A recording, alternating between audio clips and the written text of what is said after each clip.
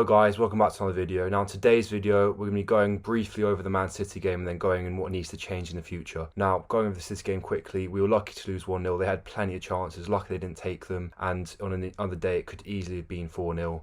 I think Walker, fair play to him, good goal, and I think the best news from the match was that Berg had a decent game once again. Ramsdale was brilliant in goal, but most of all that Walker said he's thinking about coming back to the club. As it stands with us and with him, it doesn't look like it's going to be happening anytime soon as he's in great form, but we'll see, maybe in a few years down the line. Another massive concern is that West Brom are playing Fulham, and if they win that game, which they most likely will, then they could be 5 points clear of us, and that would just make West Brom so far adrift from us already, and we'd have to play catch up this far into the season. But even if Fulham do win, then it means they could revitalise their season and they could be far away from us as well. Now, that's what I'm going to go in over the game because I feel like most of us don't need to hear it again.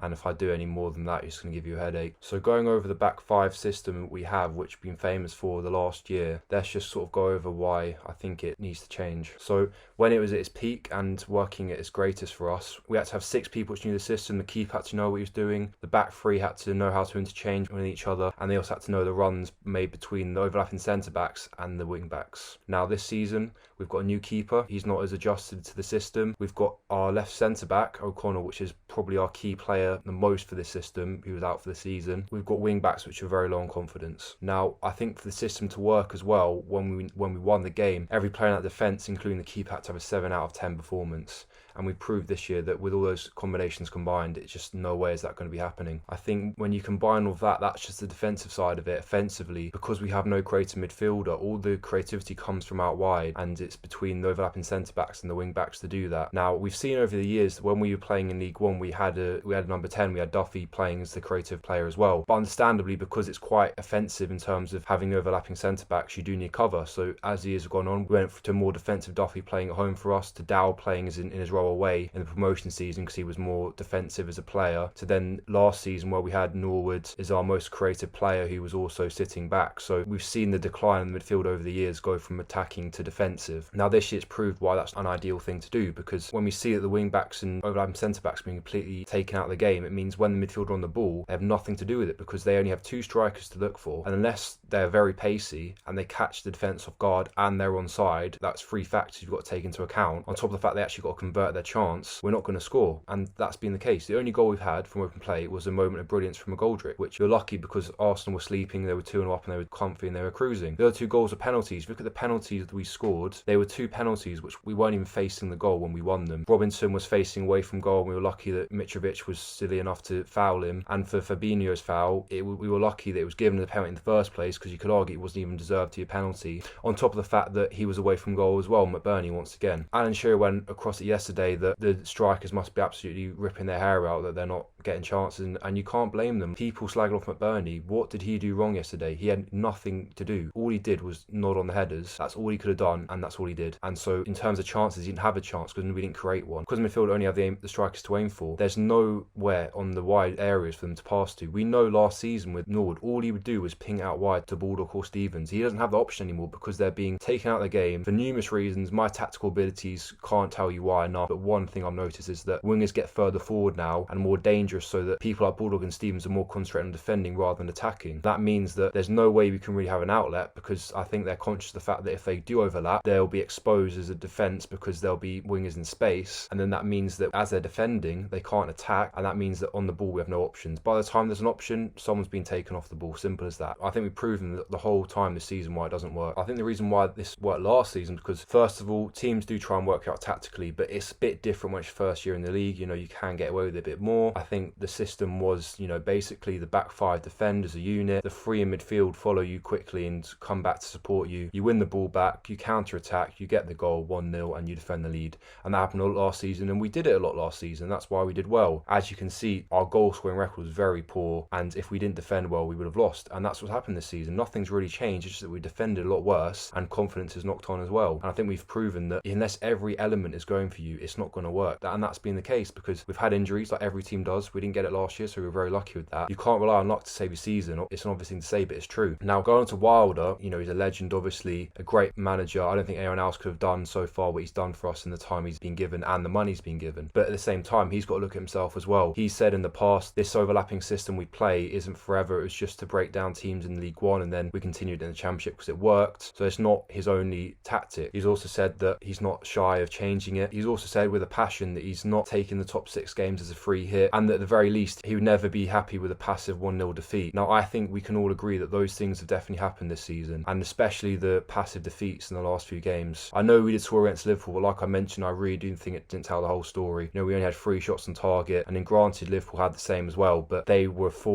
forward a lot more, and it was only our first half an hour of play which generated those chances. Now, we look at the City game, it's an even worse example, and I think it's more concerning as we were playing at home as well. It's one thing losing to the champions of England, who are unbeaten for 3 years, but to do against City, who have just looked pretty shaky against West Ham the game before, especially like I mentioned, being given time on the ball, I think it just shows the system doesn't work and something has to change. So, like I touched upon in the Liverpool reaction, if you've seen that, you'll know I said formation changes. I'm going to go back to that again. So I'm going to throw 2 formations in the air. The first one, they're both with the back 4. I think that's the key because, like I mentioned, unless we have O'Connell and everyone's high on confidence, this system's just not going to work this year. We've been figured out. I know Wilder says that that's a pretty vague term, but it's true. If it wasn't true, then we would be fine this season, but that's not the case. I think we need to have Bogle right back. I love Baldock. He's a great player last year, but he just hasn't had the confidence this year. Yesterday, he showed that he's just a player really lacking creativity and confidence. So many times yesterday, he went down that right side and just took too long the ball to cross it in, and his final delivery was shocking as well. Not a single ball hit a player. The only one that did was the one to Brewster. It's just not someone who's known to head the ball, so we wish it could be McBurney. But even then, you can't just have one cross all game that was a decent delivery and that be enough. So I know Bogle's injured at the moment, but when he comes back, I'd like to see Bogle replace him. I think having competition was going to help motivate Baldock as well. I'm not saying he's a lazy player, but just self-consciously, it helps you pick up yourself a bit and just pushes you that bit extra. In terms of centre-backs, Egan's been one of our better defenders this year. He hasn't done anything wrong in my opinion. He's been very solid. I'd probably go with Basham alongside him. I mean, Basham, once again, in terms of his offensive play, hasn't done too much, but defensively he's been pretty decent as well. Not as good as Egan, but still good. Start off with Goa Stevens at left back. I think he's looked a bit better the last few games, a bit more solid. Considering how he'll be more defensive as a player rather than offensive, it's something we could look at. I'd also be open to having the idea of Lowe as the left back as well. Now, for the first formation we introduce, and the less likely one in my opinion, I'd say we have 2 CDMs in Berg and Padu. So Berg would be the one doing the driving and running into the midfield, and Padu would be the one that's more defensive, sort of sitting back, break up the play. And then in terms of the wings, I would like to see us have Brewster and Burke. Burke has played as a winger for a lot of clubs now. He played there for Alaves, played there for West Brom, and I think he even played there for Celtic as well. Brewster, known to be a striker, but I'm sure with the ability that he can potentially have, I'm sure he could be a makeshift winger. And then Didsey is the number 10, but I'd also be open to the idea of having Norwood there. And when you look in the past, he's been one of our most creative players. And that would leave McBurney up front. I think he's a decent player. Maybe he'd struggle on his own up front, but we'd have to find out. I think the fact that he's not the fastest, but he can head a ball, he can hold up the ball, and he can finish is definitely reasons why he could be a complete centre forward. Now, the other formation that I see happening, which is the one I mentioned in the past, is to have the 4-1-2-1-2 diamond, narrow, where we have, I think having 4 midfielders is only going to help create more chances. Like I said, I think it makes more sense to do this because we only have one out-and-out winger in Burke, and if either Burke or Brewster gets injured, then there's no depth to replace them, so it's a bit of a void system, but maybe occasionally it could be something to look at. But this one's more realistic. I think the fact that we've got Ampadu, who's proven he's a decent central defensive midfielder, is ideal to have there. And I think when you look at Burke and Osborne, they're players which they like to drive out wide, so they're almost a narrow winger effectively in the way they run. I know Osborne's played as a left mid in his career, so playing as a sort of centre mid on the left who's going to be the outlet couldn't be too uncommon for him. Berg, the way he played yesterday, he's almost like playing like a right mid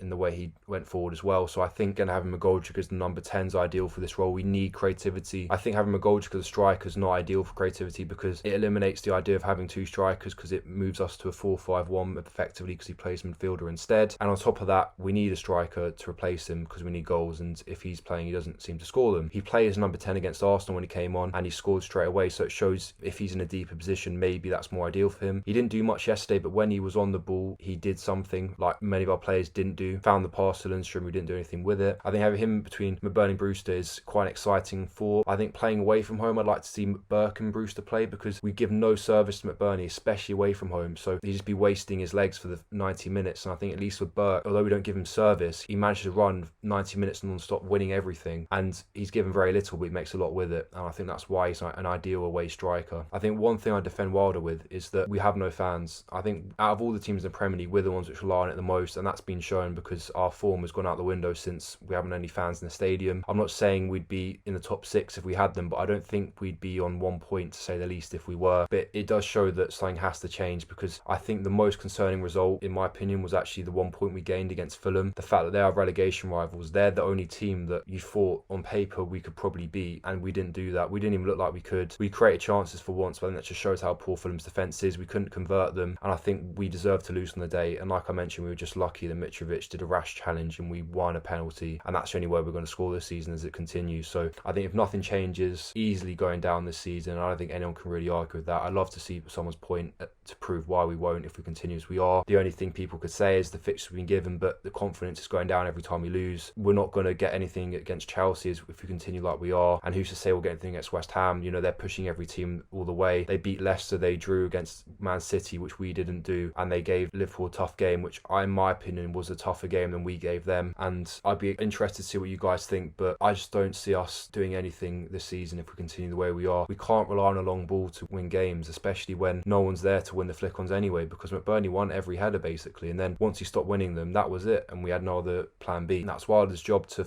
find the tactics, find solutions for our problems, and I think he's going to have a big job in his hands trying to do that now. But he's got us this far, so I can see him finding a solution, but the solution is not continuing where we are, because we have proved that does not work. We have proved that playing with these defenders, which are makeshift, you know, Robinson can't do the Jack O'Connell role, Stevens can't do it either. The wing backs, and centre backs just isn't working as an outlet, and if we don't have an outlet, then we're just defending all game, and we are just going to be taking a 1-0. And as we stand, I don't see us beating anyone. If we could beat a team, it would have been Fulham. So the fact we didn't beat them shows that it's not working, and something really does need to change. Now, in terms of fixing the players' confidence, I feel like Wilder's the only man for the job in that department. He did it against Millwall in League One, where he lost that last-minute penalty, but it's a very different story this time because the football isn't as good as it was in that League One spell. I think he can still do it, but it's down to him to make sure the players get their heads up and they perform like they usually do against Chelsea. I hope you share my frustration, because I can't be the only one. If we don't change formation against Chelsea, then I don't know what to say. If we do, it's a promising sign. I feel slowly we are adapting our tactic. The last formation I mentioned we did actually use in the last 15 minutes against